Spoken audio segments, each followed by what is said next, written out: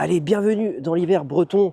Aujourd'hui dans cette vidéo réaction à vos commentaires sur ma vidéo sur la nouvelle tente, la XMID, une place. Alors je sais pas si vous allez m'entendre vraiment, il y a beaucoup de vent aujourd'hui. On est à 70-80 km/h de vent en rafale avec un ressenti de -4, -5 degrés. Du coup c'est dur de faire des vidéos dans ces conditions. C'est 2 semaines que c'est comme ça, j'essaie de trouver une petite plage pour pouvoir faire des vidéos, je n'arrive pas, c'est une galère totale. Bon, bref, ouais, ça plaisante pas, hein, c'est la gadoue, en veux-tu, en voilà, et c'est comme ça tous les jours pour promener la Toule. Donc on s'amuse bien, tous les deux, dans notre gadou. Ouais, ça plaisante pas, les chemins deviennent petits ruisseaux, donc ouais, c'est pénible, c'est vraiment pénible.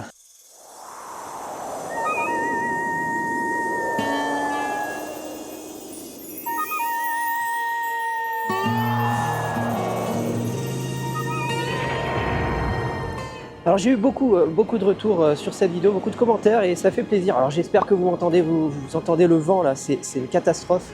Je sais pas si la vidéo va être exploitable, on verra bien. J'ai mis la réduction de bruit sur le micro. Bref, donc oui, merci à vous d'avoir participé un petit peu aux commentaires, ce qui me permet de faire cette vidéo réaction. Je trouve ça intéressant, je l'avais fait pour le hoodie.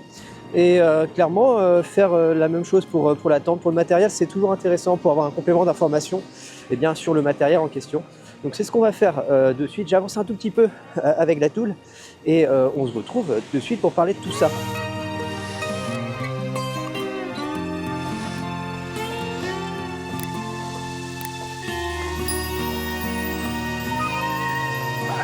Allez, on commence de suite avec donc le commentaire de Thierry qui est revenu m'indiquer que je m'étais trompé totalement dans l'appellation de la tente. C'est bien la XMID, une place, et non la XMID Pro, une place. La XMID Pro étant la version Dynéma de la tente. Je l'en avais parlé durant la vidéo. Il y a bien la version en cils poly comme j'ai moi, et également la version Dynéma DCF sur laquelle j'ai pas souhaité aller pour l'instant. Je reviens un tout petit peu plus tard en vidéo sur le pourquoi. Mais merci à toi Thierry de m'avoir un peu corrigé sur cette appellation erronée, mea culpa la team. On revient sur le commentaire de Les Gras d'Eric qui nous parle de son choix lui d'aller vers la MT 900, la tente tarp en fait de chez Decat que j'ai vu passer.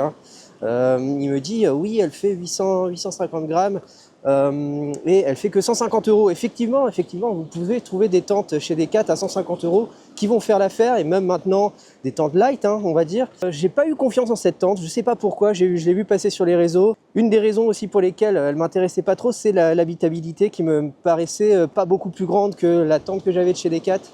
Du coup, j'ai préféré m'orienter vers un modèle supérieur, peut-être en termes de qualité et d'espace surtout. Et puis la matière n'est pas la même, on est bien en cils nylon sur la XMID, ce n'est pas le cas sur la tente tarp de chez Decat. Donc voilà, on a quand même du matériau un peu différent, donc voilà. Alors pour revenir un petit peu sur le choix d'une tente, c'est un choix un peu cornélien. Quand on fait de la rando, il y a une gamme énorme de tentes, des marques diverses et variées. Voilà. Au départ, j'étais parti sur la Big Agnès, la Fly Creek HV UL2. C'était une tente de place à moins d'un kilo, dans les 900 grammes, qui était pas mal, assez confort, avec une entrée un peu en forme de tunnel, voilà, une entrée par l'avant avec 2 belles absides. Ah voilà, j'ai voulu ne pas aller vers ce modèle avec armature. Je voulais une tente, voilà, maintenant avec des bâtons. Je me disais que c'était plutôt pas mal. Alors c'est une tente semi-autoportante, la Fly Creek, donc voilà, on est sur une facilité d'utilisation, il y a une armature, ce qui n'est pas le cas avec la XMID.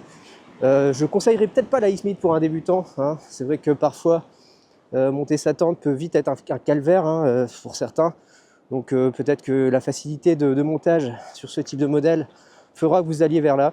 Mais oui, le choix d'une tente n'est pas simple, il y a énormément de modèles. Il y avait également la MSR, la Freelite, la V2 je crois, je ne sais plus exactement, je vous mettrai l'appellation, qui m'intéressait pas mal, et puis finalement j'ai vu qu'elle avait une drôle de conception. La chambre intérieure était finalement à l'extérieur, enfin bref, il y avait un micmac au niveau de la conception, je trouvais. Et je cherchais de toute façon une tente légère, et voilà, dans les 900 grammes. C'est ce que j'ai trouvé avec cette XMID. Évidemment, Chacun trouvera son bonheur à droite à gauche. Je ne dis pas que la tente Terp de chez Decat est mauvaise, hein, loin de là, mais elle ne m'inspirait pas confiance. Et puis en termes d'habitabilité, c'était pas trop ça, quoi. On a User CZ, bref, un nom de user YouTube, j'ai pas son nom direct de pseudo, je ne sais pas pourquoi, qui nous parle lui de la Xmid qu'il a également utilisé. Enfin, il a utilisé dans son jardin, il a testé et il a trouvé que la baignoire, la chambre intérieure était fragile. Effectivement, on est sur une membrane assez fine, j'ai trouvé également.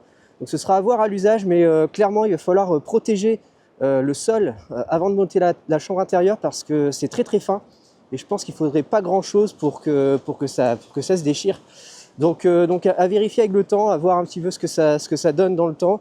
Je pense que c'est étudié pour, mais ça fait très fin par rapport justement à la fork là. Ouais, ça fait un peu short, hein. On a l'impression qu'on va la déchirer assez facilement. Donc voilà, à voir avec le temps.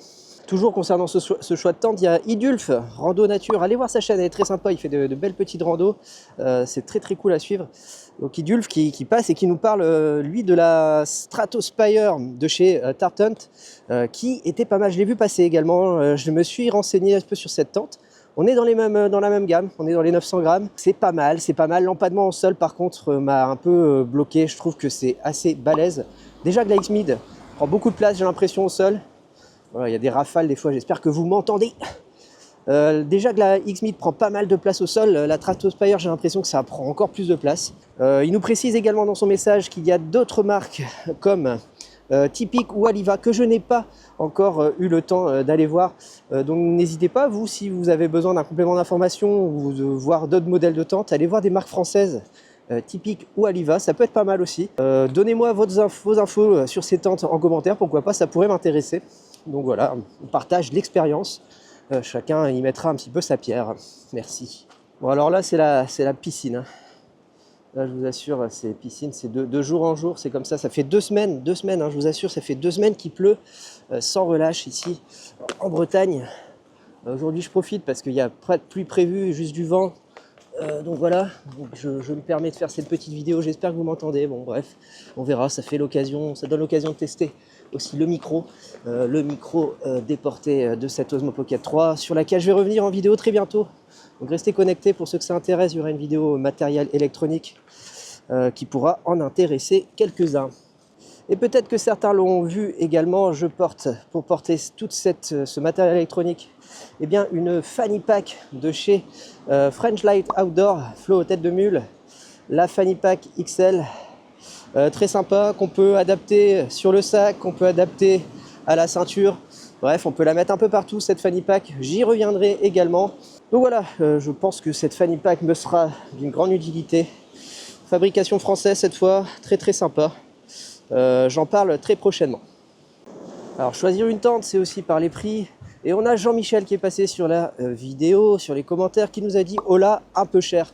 Ah oui, c'est un peu cher, mais il faut toujours peser le pour, le contre, avoir un rapport utilisation, budget, qualité, légèreté. Voilà, moi j'ai fait un peu le tour, hein. Comme je le disais, choisir une tente c'est pas simple. Le budget est évidemment à définir dès le départ, c'est ce qui va vous contraindre à prendre tel ou tel modèle, hein. Clairement, hein, on peut passer d'une tente à 100-150 euros à une tente à 1200-2000 euros. Donc voilà, il y a clairement des concessions à faire, il faut savoir ce qu'on veut. Dire que c'est cher, ça reste à voir, hein. Je vous le dis, hein, les tentes que j'ai citées juste avant, la Fly Creek ou la MSR, étaient dans les 450 euros. Hein. Donc vous voyez, on est sur une gamme de prix à peu près identique à la Xmid. La Xmid est même un peu moins chère, hein, ça m'a coûté 370 euros au total. Donc voilà, faut voir. C'est à chacun son budget. Clairement, la version DCF est dans les 700 $, 650, 700 $, ce qui n'est pas très cher pour une version DCF. Allez chez Zipax et vous aurez des tentes à 900, 1000 euros pour des versions DCF, notamment l'Altaplex qui m'a un peu fait de l'œil à un moment donné. Je reviens du coup sur ce commentaire de Vincent qui nous disait que le DCF c'était la vie. Mais effectivement, c'est la vie le DCF, c'est léger. Maintenant, j'ai pas eu l'occasion d'avoir des personnes autour de moi qui l'utilisent. J'ai vu des retours avec pas mal de condensation sur ces tentes, puis une sorte de fragilité, on dirait, hein, au niveau de la fibre. En tant que tel, ça ne m'inspire pas confiance. J'aimerais bien connaître quelqu'un qui puisse voilà, me renseigner totalement sur ça, qui a voilà, un retour d'expérience assez complet. Mais moi, ça ne m'inspire pas confiance, cette tente en DCF. Donc voilà, mais je critique pas, hein. C'est sûr que en termes de légèreté, on est vraiment sur quelque chose de fou avec cette matière. Alors cette vidéo est peut-être un peu fouillie, mais c'est une vidéo que je lance comme ça, c'est des vidéos réactions que j'aime bien faire, hein, sur vos commentaires. Donc voilà, il y a un petit peu tout qui sort en même temps. J'espère préciser en tout cas le propos sur le choix de la tente, ce qui n'est jamais très simple. Chacun aura son avis sur le sujet. Voilà, je pense avoir donné un bon complément d'information sur la tente et sur le pourquoi de mon choix et sur tout ça, quoi.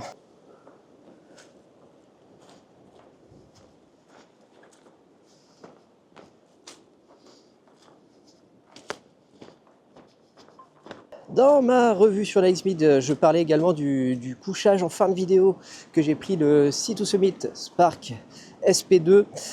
J'ai Franck qui est passé en commentaire qui nous a dit toujours se méfier des indications confort et limite sur les sacs de couchage. Effectivement, j'en suis conscient. Le 4 degrés confort, moins de limite. Clairement, ça va être peut-être un peu juste pour la montagne, mais clairement, je ne vais pas faire des bivouacs en montagne toute l'année. Moi, je reste plus ou moins en plaine ici et j'utilisais jusque-là un 10 degrés confort, donc avec un 4 degrés confort, bon, ce sera pas si mal, je pense. Donc voilà. Merci en tout cas à Franck de sa précision, c'est toujours intéressant pour ceux qui n'ont pas connaissance de cette information.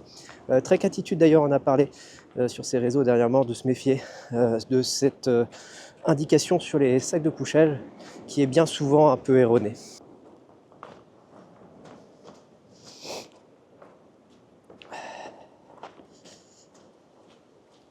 Et puis on a Gérando qui est passé. Merci Jérôme d'être passé sur la vidéo. J'adore sa chaîne. Allez voir les vidéos de Gérando en toute simplicité, humilité. J'adore vraiment. Passez voir Jérôme, ça lui fera plaisir. Qui vient nous dire, qui vient nous parler du drone. Effectivement, lui aussi utilise son drone. Il a déjà perdu en rando son drone. Il s'est pris une bourrasque. Le drone a disparu. Bref, c'est la vie d'un drone, hein. C'est fait pour un jour mourir. Qui vient me parler de mon drone. Et effectivement, mon drone n'est plus, hein. Il a fait un petit plouf dans l'eau, ça lui a suffi pour rendre l'âme. J'ai essayé de le sécher, tout ça, ça n'a pas fonctionné. C'est pas très grave, c'était un vieux modèle. Il avait un souci de capteur d'ailleurs, si vous regardez bien sur les images, on voit une petite bulle au niveau de l'image, donc voilà, je pouvais plus trop l'utiliser de toute façon, donc c'est pas très grave. Mais le drone, merci de vous être préoccupé de lui, eh bien c'est fini pour lui, donc c'est pas très grave, je l'utilisais plus trop, et de toute façon sa qualité devenait médiocre. Voilà. Donc voilà, je ne vais pas faire plus long pour cette vidéo réaction. L'idée, c'est vraiment de donner un retour rapide sur vos commentaires. Commentaires très intéressants, comme d'habitude. N'hésitez pas à commenter, à partager, à liker les vidéos. C'est vraiment important, je ne le dis jamais, mais faites-le. Ça fait monter les vidéos un petit peu dans l'algorithme YouTube. Ce qui est compliqué quand on est petit youtubeur, hein. Quand je fais 400 vues, je suis content. Je ne le fais pas pour les vues, je ne le fais pas pour la gloire ou quoi que ce soit. Je le fais pour le partage. Mais plus c'est vu, plus c'est intéressant pour le plus grand monde, enfin je l'espère en tout cas. Donc voilà, merci à vous de passer en commentaire des vidéos, c'est vraiment très cool. Du coup nous, on se retrouve où? Je ne sais pas quand, je ne sais pas. On va se retrouver très vite pour des vidéos sur la préparation physique, pour ce tour du Beaufortin, pour la partie électronique, pour des tests matériels sur les polaires que je porte actuellement. Et voilà, plein de choses qui arrivent, si le temps me le permet, parce que là, depuis 2 semaines, je ne peux pas tourner. Et aujourd'hui, c'est un peu tiré par les cheveux. J'espère que vous m'aurez bien entendu. Désolé pour la qualité du son si elle n'est pas bonne. Voilou. Du coup, on se retrouve où? Je ne sais pas quand, je ne sais pas, mais on va se retrouver bientôt. En attendant, eh bien, lève-toi et marche. Ah ouais. Ah, ce vent est terrible. Ah oui, j'ai eu un commentaire aussi sur l'Osmo Pocket. Une personne trouvait très cher. Effectivement, c'est cher, mais c'est quand même beaucoup plus qualitatif qu'une GoPro. Moins versatile, parce que dès qu'il pleut, l'Osmo Pocket, ce sera dans la pocket, hein, comme son nom l'indique. Mais l'Osmo Pocket, moi j'adore l'utiliser. Le micro, des portées d'excellentes factures. On va tester aujourd'hui avec le vent si c'est bien. Mais ouais, je sais pas vous ce que vous en pensez. GoPro, Osmo Pocket. N'hésitez pas en commentaire, comme d'habitude. Allez, sur ce, je vous laisse. Salut!